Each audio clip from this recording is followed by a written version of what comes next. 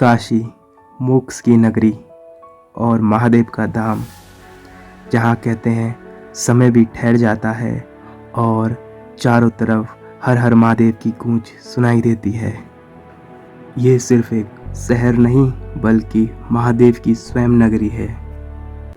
कुछ सफ़र मंजिल तक ले जाते हैं और कुछ सीधे महादेव के चरणों तक। तो फिलहाल अभी आप देख ही रहे हैं कि मैं अभी जस्ट उठा ही हूँ और अभी बज रहे हैं अप्रॉक्स 4, मतलब सुबह के 4 नहीं, शाम के 4। तो गाइज़ आज मॉर्निंग में जब मैं यहाँ पहुँचा अप्रॉक्स सुबह के 5 बजे के आसपास, और कल मॉर्निंग में निकला था, मतलब यस्टरडे को मॉर्निंग 12 बजे निकला था, तो वो पूरा 12 मतलब 16 से 17 घंटे लगे मुझे यहाँ पहुँचने में। उसके बाद फिर मैं यहाँ आया तो सुबह 5 बजे, मतलब 7 बजे करीब सो गया था, तो तब अब जाके उठ रहा हूँ। तो अभी फ़िलहाल उठ चुके हैं हम, और अभी मौसम भी ऐसा हो रहा है कि मैं भी आपको मौसम भी दिखाऊंगा बाहर का। तो बारिश वगैरह भी हो रही है कंटिन्यू। तो आज सिर्फ गंगा आरती देखिए, घाट चलते हैं। तो बारिश अभी स्टार्ट हो रही है और अभी देखिए आप। तो दोस्तों यहाँ की जो फेमस चीज़ें हैं हम वो भी ट्राई करेंगे।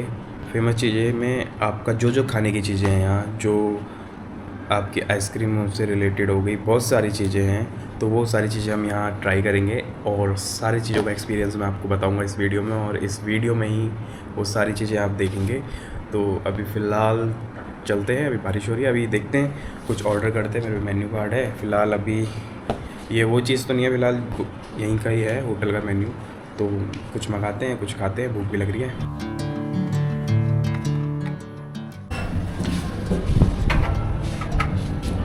तो दोस्तों अभी अपन निकल चुके हैं यहाँ से काशी टेम्पल के लिए और मणिकर्णिका घाट देखने के लिए। अगर वो सब खुला रहेगा, बारिश मौसम ठीक है, बाकी मौसम का अपडेट मैं आपको नीचे देता हूँ।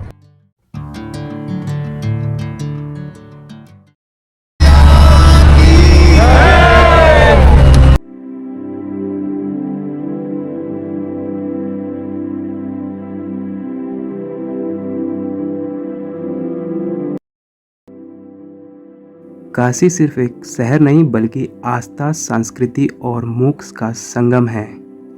गंगा के किनारे बसे ये घाट सदियों से करोड़ों लोगों की श्रद्धा के साक्षी रहे हैं।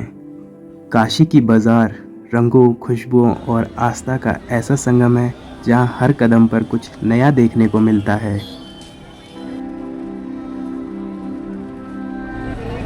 काशी के ये प्यारे प्यारे घाट हमें यह एहसास दिलाते हैं कि जीवन और मृत्यु दोनों इसी संसार का हिस्सा हैं। शायद यही वजह है कि लोग कहते हैं काशी सिर्फ देखी नहीं जाती, महसूस की जाती है।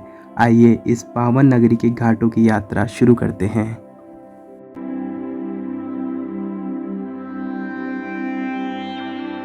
वाराणसी में 80 से अधिक घाट हैं, जहां हर घाट की अपनी अलग कहानी और महत्व है।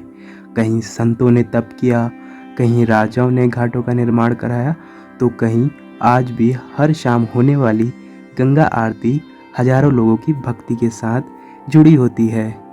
बताइएगा, कभी भी किसी भी मनुष्य के मुख से निकली हुई वाणी वापस होती है क्या? तब शंकर भगवान ने बताया, मेरे द्वारा दिया हुआ श्राप तो नहीं बच सकता, लेकिन ये मृत्यु लोक में वरदान का काम करेगा। विष्णु भगवान ने पूछा वो कैसे? तब शंकर भगवान ने बताया कि मेरे द्वारा प्रज्वलित की हुई अग्नि से जिस किसी मनुष्य की चिता जलाई जाएगी उसे मोक्ष की प्राप्ति होगी। तब से इस काशी नगरी को मोक्ष नगरी और इसे महाशमशान घाट मणिकर्णिका के नाम से जाना जाने लगा। बोले बाबा मशाननाथ की। काशी का सबसे प्राचीन और रहस्यमयी घाट मणिकर्णिका।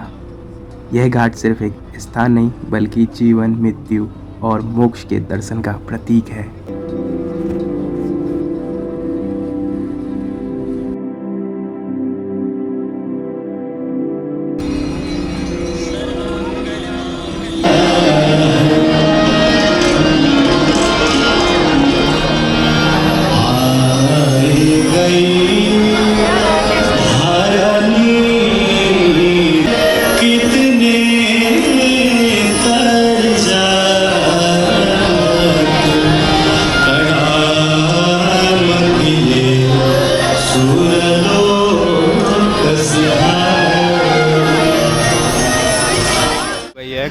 आरती। और जो आप मेरे पीछे देख रहे हैं यहाँ आरती होती है। और अब हम निकलते हैं घाट के लिए। और जो आप मेरे पीछे देखते हैं वो है मणिकर्णिका घाट, जस्ट मेरे पीछे जो आपने देखा। तो बारिश भी स्टार्ट हो गई है हल्की फुल्की। घंटियों की गूंज, जलते दिए, मंत्रों का स्वर और माँ गंगा की लहरें, यही है काशी की दिव्य संध्या आरती।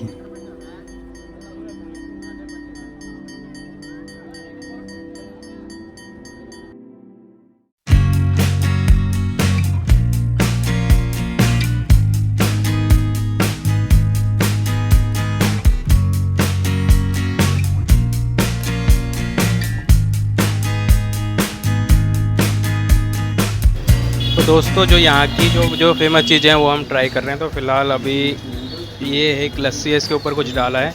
बाकी मैं इस भाई से पूछता हूँ कि इसको यहाँ लोकल में क्या कहते हैं। ये लस्सी है कि इसको कुछ कहते हैं यहाँ? लस्सी को इसको क्या बोलते हैं यहाँ पे लोकल में? लस्सी बोलते हैं। लस्सी है बस। तो इसके ऊपर क्या डालते हो आप? रबड़ी है, हैं? रबड़ी है, मलाई है। रबड़ी और मलाई डालते हैं।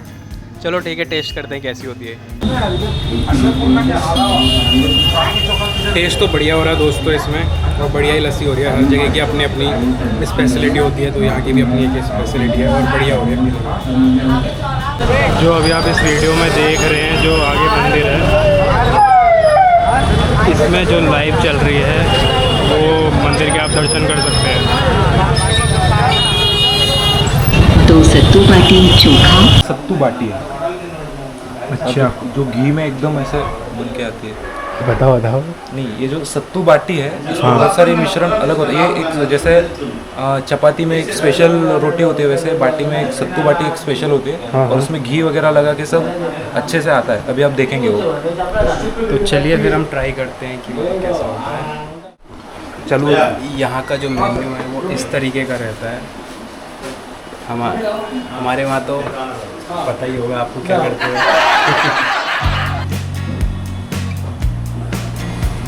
ये चोखा है और ये दही है, और अभी दाल चावल आएगा।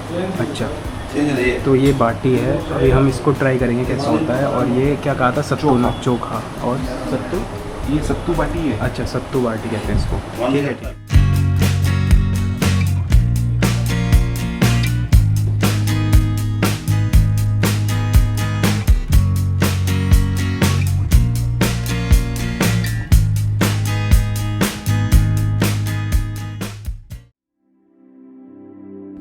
मान्यता है कि काशी में बाबा विश्वनाथ के दर्शन से पहले काल भैरव के दर्शन करना शुभ माना जाता है, और काशी का कोतवाल भी इन्हें ही कहा जाता है। और माना जाता है कि इनकी अनुमति और आशीर्वाद के बिना काशी की यात्रा पूर्ण नहीं होती। तो हमने काल भैरव के दर्शन कर लिए और अब हम जाते हैं काशी विश्वनाथ जी के दर्शन करने। और फिलहाल जो भीड़ है अभी स्टार्ट हो चुकी है लगनी, और अभी हम दूसरे रूट से जा रहे हैं। देखिए पीछे कितना खाली है, तो मतलब यहाँ से थोड़ा कम भीड़ लगती है। बहुत सारे गेट बने हैं दर्शन करने के लिए, लेकिन अभी हम देखते हैं यहाँ से कितनी भीड़। काशी की गलियां जितनी संकरी है, इनका इतिहास भी उतना ही विशाल है।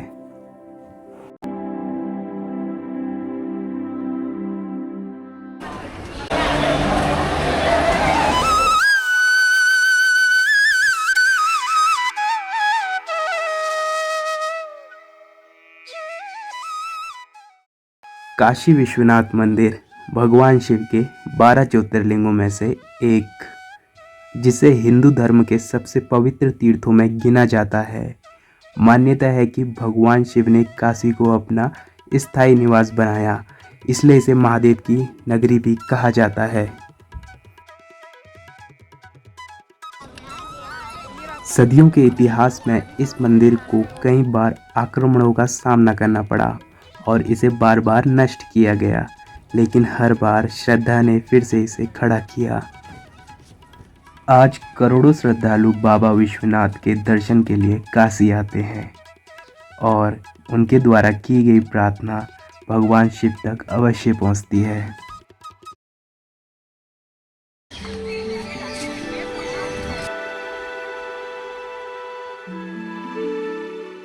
जहाँ काशी आस्था का प्रतीक है, वहीं सारनाथ शांति और ज्ञान का संदेश देता है, जहाँ इतिहास ने एक नई दिशा ली।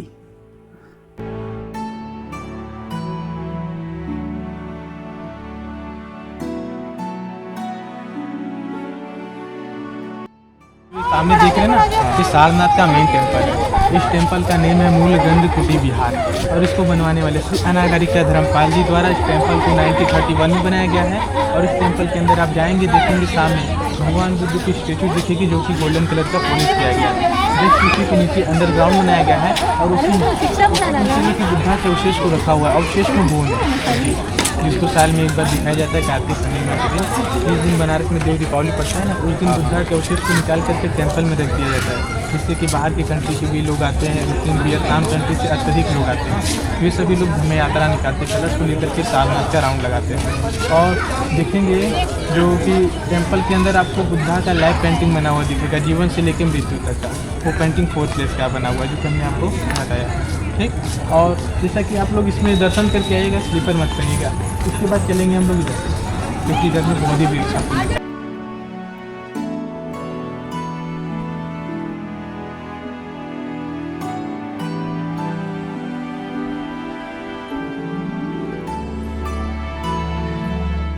जाता है। बोधि वृक्ष जो कि ओरिजिनल आपका बोध गया बिहार में है, जहाँ बुद्धा को एनलाइटमेंट विज्ञान की प्राप्ति, उसका ये 3rd ब्रांच है। 2nd ब्रांच श्रीलंका में, जो सम्राट अशोक की बेटा बेटी महेंद्र और संघमित्रा बौद्ध प्रचार के लिए बौद्ध गया शिक्षा का कलन करके श्रीलंका और अनुराधापुरम में लगाए। और वहाँ से अनागारिका धर्मपाल जी द्वारा सारनाथ में 1932 में लगाया गया इसको। और यहीं पर देख लेना भगवान बुद्ध अपने 5 शिष्यों को धर्म उपदेश देते हुए दिखाया गया है, जिनका नाम कुंडन, बप्पा, भद्राचार्य जी, महानामा, ये उनके 5 शिष्य। यहाँ पर वर्मा कंट्री द्वारा इमेजिन करके बनाया गया है कि भगवान बुद्ध सारनाथ में 2300 साल पहले आए होंगे तो कैसे उपदेश दिए होंगे, परंतु यहाँ पर उन्होंने उपदेश नहीं दिया। उपदेश उन्होंने धम्मिक स्तूप के पास दिया था, केवल यहाँ पर उनका मॉडल बनाया गया है। तो ये जो बन रखे हैं, ये जो गोल्डन कलर का देख रहे हैं ना, इसको बोला जाता है धम्म चक्र परिवर्तन। इसमें मंत्र लिखा हो, जैसे बोलते हैं बुद्धम शरणम गच्छामि, धम्मम शरणम गच्छामि, जब करते हुए तो इस लोग इसको राउंड से घुमाते हैं, फिर घुमाते भी जाते हैं। और ये तो दोस्तों मैं अभी आपको एक घंटी दिखाता हूँ, मतलब घंटा दिखाता हूँ, जो लगभग 2000 किलो के आसपास का है और इसे मॉर्निंग और इवनिंग में बजाया जाता है। ये देखिए, ये है वो घंटा जो बुद्धिस्ट उसमें है सारनाथ के अंदर।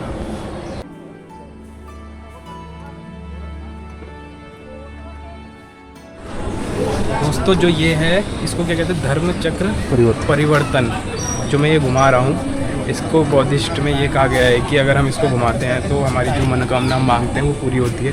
तो ये कम से कम नहीं भी है तो 108 हैं, तो उनको मैं अभी घुमा रहा हूँ और मनोकामना मांगते हैं। तो चलिए आप भी बने रहें।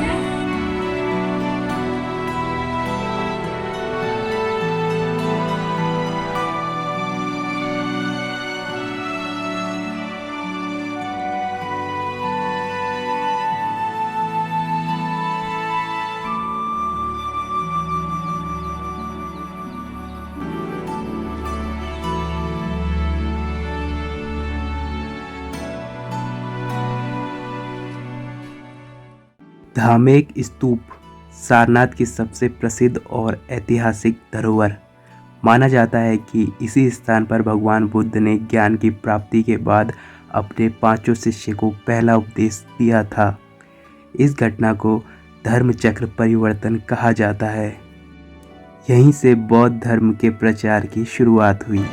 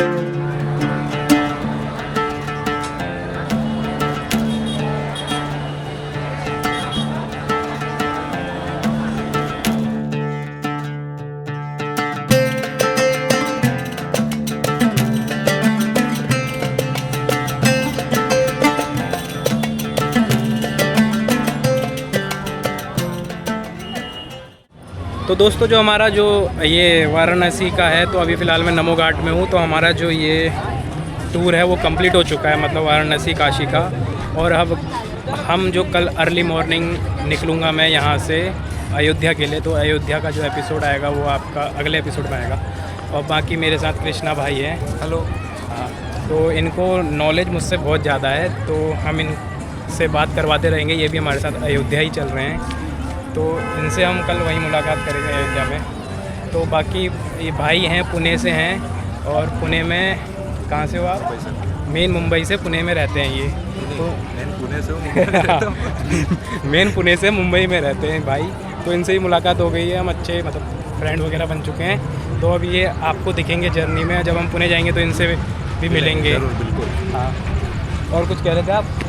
बस वीडियो को लाइक कर दो, शेयर कर दो, कमेंट कर दो, और ऐसे ही मज़ेदार कंटेंट भाई के जरिए आपको मिलते जाएंगे।